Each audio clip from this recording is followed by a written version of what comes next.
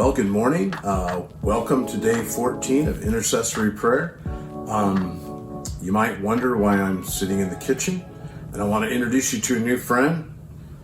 Our new friend's name is Stove, and he's a new stove.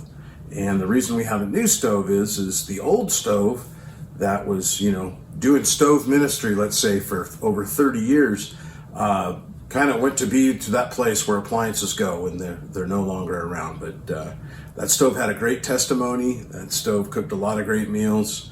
The security team can well attest that stove has done some good deeds, some good works. And so, why am I talking about stoves? Well, the reason I'm talking about stoves is they're like a lot of things, including us people, is that today what to pray for is to pray for the church of the future. And the church of the future is with young people.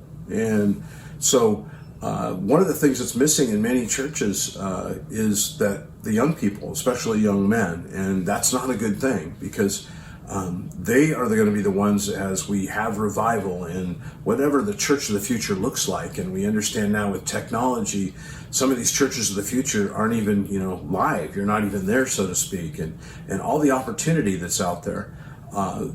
The future of the church depends on us getting young people engaged in the mission of the church, the mission of Jesus Christ, to go and to make disciples. And so how do we do that?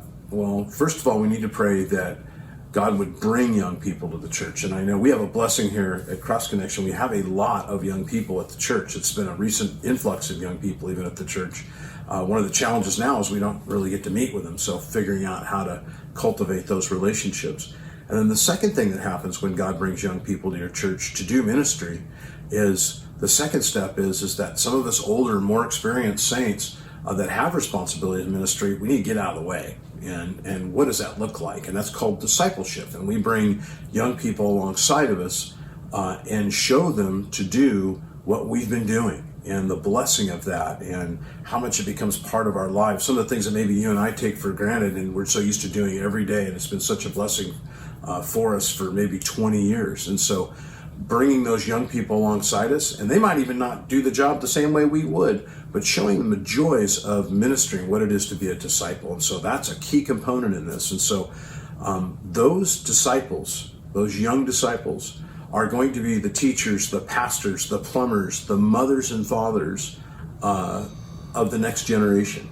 And so we need to pray, just as I'm sure some people prayed for us when we were that age, that the church would be a place that was looking towards the future. And as we wait on the imminent return of Christ, we want to be caught doing what? We want to be caught making disciples. We want to be caught being busy about God's business. And so that's part of God's business. So it says, how do we pray for that?